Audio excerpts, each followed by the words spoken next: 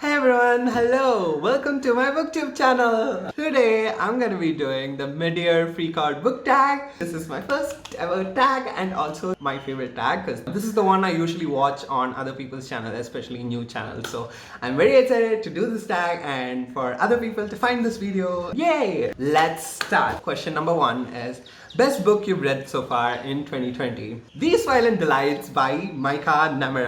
It is my most favorite book of the year and one of my all-time favorites now because wait, I didn't even tell you what the book is about. These Violent Delights is kind of a secret history meets Call Me By Your Name. It is just so amazing. It's the story of Paul and Julian who are queer. It's kind of a more broody, more dark, bloodthirsty version of Call Me By Your Name. We see Paul and Julian who understand each other the best. Paul and Julian also kind of have this toxic relationship with each other and there are forces that are trying to separate them and they feel like they might drift apart. They kind of convince each other that maybe perhaps committing an act of irrevocable, irreversible violence together might be the thing that would bond them forever. It will just draw you in with its writing. It will... it's so good, okay? So definitely read it when it releases. It releases in September 2020. Let's move things along. The next question is best sequel you've read so far in 2020. I don't read series much. That's like a lot of commitment. So I'm going to pick a book by an author that I've read previously, whose book I again read this year. And that would be Camp by Love Rosen. I read Lev's Jack of Hearts and Other Parts. It is such a refreshing voice in queer YA books. I just loved how it was written. I love how Lev talks about toxic masculinity, how he dismantles all the femphobia and everything in queer circles. And this book does exactly that and more. I just love every single conversation that happens. I love all the characters in this book. This book is just so precious. Everyone go read this. This is so underrated. It's also becoming a movie, which is... yeah, so read it. Third question is new release I haven't read yet but want to. It's The House in the Cerulean Sea by T.J. Klune. A lot of my friends, including Vijita, Anjali and Uma, who are all my fellow bookstagrammers, whose profiles I'll link below because they're all amazing and you should check them out. They all have recommended the book to me because they know that I love to read cute, happy shit, and that's apparently a very cute and happy book. The other books that I want to read are The Henna Wars by Adiba Jaigirdar, which is a sapphic queer romance book involving a Desi Muslim character, and Feel It's Ever After by Kason Calendar, which is about a trans guy and his cute love story, which I heard is really, really good. I'm so excited to read that. Also, that cover is gorgeous. Next question. Most anticipated release for second half of the year. Oh my god, where do I even start?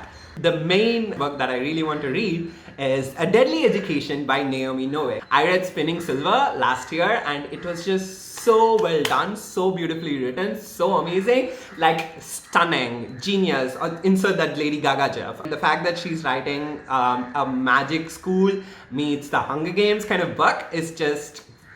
has got me really excited. The second is Darius the Great Deserves Better by Adib Khurram because my boy Darius is precious and I really want to read his sequel where he figures out his sexuality and like gets some queer romance going on cause yes bitch. Another book that I really want to read is Loveless by Alice Oseman cause Alice Oseman, I love her. I was born for this. And this one is about a asexual main character. I really want to read it. The final book that I'm very excited to read, very excited for its release, is Love Creekwood by Becky Albertalli because I'm a Becky whore, okay? I am a Simon West bitch. I just love the series so much. So yeah, I'm just, I cannot believe we're getting a Love Creekwood. Like, I cannot believe we're getting, I just like more cute moments, more Simon Blue moments, more Bersoso moments, more happy moments. I'm so happy. I'm just very happy that Becky decided to write them. And if you don't know already, Becky is donating every single penny from her advance of 75k for this book to the Travel Project, which is a queer organization. So we love a good ally, and yeah, and so I'm just so genuinely so excited about this book. The next question is biggest disappointment, and I have a lot of those, sadly. The main one is Black Leopard, Red Wolf by Marlon James. I was very excited to read this African-based fantasy, but the writing style did just not work for me. I forgot the main disappointment of the year, The Ballad of Songbirds and Snakes by Suzanne Collins, because that shit bland as fuck. Okay, like honestly, I thought I trusted Suzanne Collins. I expected her to come through with something. Just this was not it, sis. This is, what was that? It just could not have existed. There are fan fictions better than that book. It was so underwhelming. So moving on, Katherine House by Elizabeth Thomas, which was a dark academia book. I was so excited to read. It ended up being a very underwhelming experience.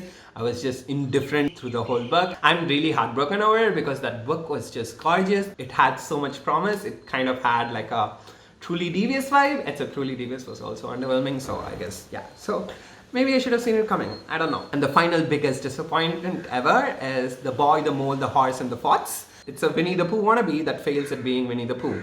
It's a Little Prince wannabe that fails at being the Little Prince. I'm very glad that I did not pay money to buy this book. Okay, that's it. I just sat at a bookstore and read that shit and like walked right out.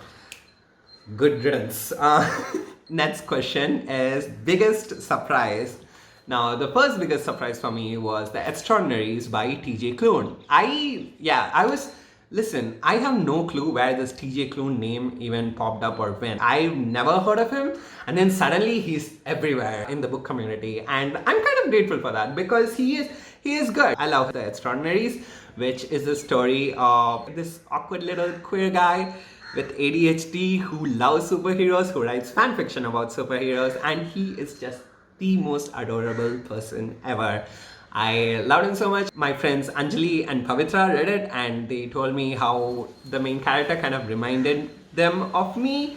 So I was like, okay, let's see what's up. And I did get that. I did get that vibe, and then I realized that I'm a little annoying bitch and I cannot believe I have so many friends, because I wouldn't be friends with me if I were not me. You know, you get what I'm saying? It was such a fun, quick, cute read.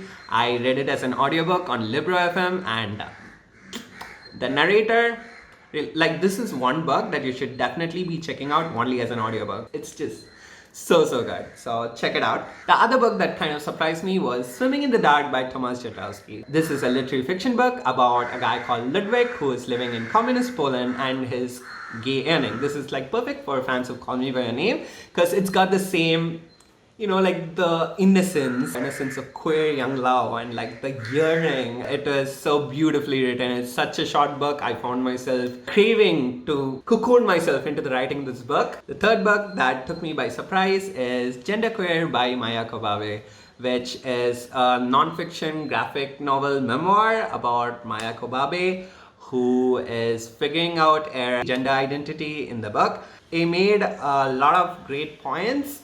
Some of those points I kind of related to them as well. Not necessarily about gender identity, but it did give me a little bit feelings of recognition for some other things that I've been feeling about sexuality in general. I expected to love it. That wasn't a surprise for me. What I did not expect was the level of introspection that the book gave me, because I found myself going on a spiral about some things that I've always vaguely wondered about but never took too much time to think. And that book, Maya Kobabe, provided me the opportunity to do that, and I just love him for that. I love that. I mean, I kind of also went into an existential crisis, but that's like a whole another topic. So let's go to the next question, which is favorite new author.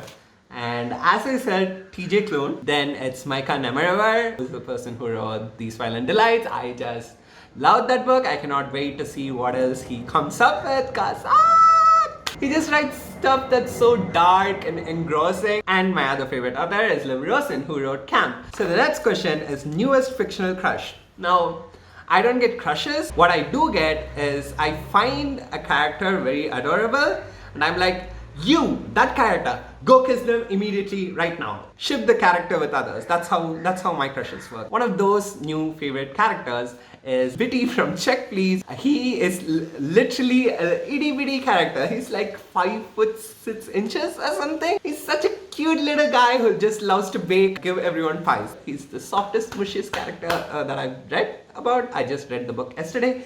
And I loved him. I loved that he's so adorable. The next question is book that made you cry. So the book that made me cry is Swimming in the Dark by Thomas Jadrowski again. I read this book while listening to Listen Before I Go by Billie Eilish, because that set the mood for this book. Those two just worked together to really give me like this feel, this emotion for the book, and I loved that. The next question is book that made you happy, and that is again Camp by Love Rosen. Yes, No, Maybe So by Becky Albertalli and Aisha Saeed. I love the conversations it was having while also staying kind of lighthearted and cute. And The Extraordinaries by TJ Klune, because that made me happy. It had its cuteness. We always have all these rivals to lovers and all that, and this trope was just both of them loving each other so much but being oblivious to each other. It was so entertaining to read.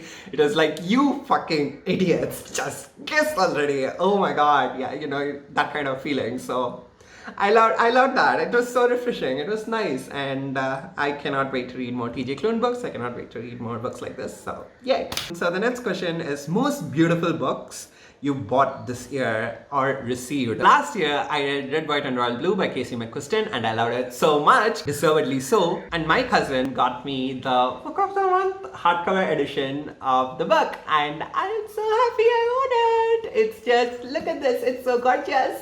It's a hardcover, baby, a hardcover. And finally, it's Becky Albertalli and Aisha Saeed's Yes, No, Maybe So. This is the hardcover that I got for myself, and this is the limited edition proof that Simon & Schuster India was nice enough to send to me. So look at this, it's so pretty. I love this yellow, I also love this blue, so yay! So the next question is, what book do you need to read by the end of the year? I have a lot, I have them right here, and I'm going to show it to you one by one, and we're going to discuss them. How to Teach Philosophy to Your Dog by Anthony McGowan. One World Publications was so nice enough to send this to me. I have been obsessed with this book. I read like 4 chapters of it. I'm kind of going through a hiatus right now because I don't have the brain juice to read this intellectual book, but it's also so simple and amazing, and I hope to finish it by the rest of the year. The next one is The Bear and the Nightingale by Katherine House. I want to finish this trilogy. I have this trilogy for a while now. My friend Jill, Wordmuse, sent it to me, and I'm so excited to read it. I know it's very hyped in the book community, and I cannot wait to experience the hype myself. Yay! Next one is This Is How It Always Is by Laurie Frankel. My friend recommended it to me, and I trust their recommendations a lot, so I cannot wait to read this one. Next is The Little Friend by Donna Tartt. I'm a huge Donna Tartt fan. I loved The Secret History. I kinda like The Goldfinch. This is her other book. Yeah, so I'm very excited to read that, to finally complete all the Donna Tartt books that exist so far, so that I can reread them again, because I want to do that, because I'm a Donna Tartt trash, okay? So yay! The next one is Crime and Punishment by Fyodor Dostoevsky. My Secret Santa from 2018 sent it to me, and I've been putting off reading this for so long. But now that I have an interest in dark academia, I feel like I'm in the mood for something dark, you know? So I'm very excited to read it. The next one is Cersei by Madeline Miller. I've just kind of been on a Greek mythology kick recently. I just read The Silence of the Girls by Pat Barker. I did not like it much. But yeah, I know I'm going to love Madeline Miller's writing, so yeah, I'm gonna read Cersei at last. I mean, why haven't I read it already? I love The Song of Achilles. I cannot believe I put off reading this book so long. So I need to correct that. I need to read this. The next book that I want to read is Sammy, a biomythography by Audre Lorde. It's her story, I believe. I love Audre Lorde's writing. I have seen some quotes here and there, and I love them, so I'm very excited to read an entire book written by Audre Lorde, okay? We stand this queen. The next book that I want to read is The Scent of God by Saikat Majumdar. It's the story of a queer boy in a monastery. A friend of mine, Sandra, gifted it to me for my birthday last year, and my birthday this year has passed and I haven't read it yet, so I'm very excited to read it. Those are the books that I want to read by the rest of the year. Those are obviously just some of the books, but yeah, I'm very excited to read them. That concludes the mid-year bookish freakout tag. Am I saying it right? I don't know. Mid-year book freakout tag. My first ever tag. To people watching it, if you liked the video, let me know. Like, comment, subscribe, share, all the jazz, okay? I'm a disaster right now. I'm tired, so I'm gonna go. My video recording limit is going to hit, so I will talk to you all later. Take care, stay safe everyone, bye-bye.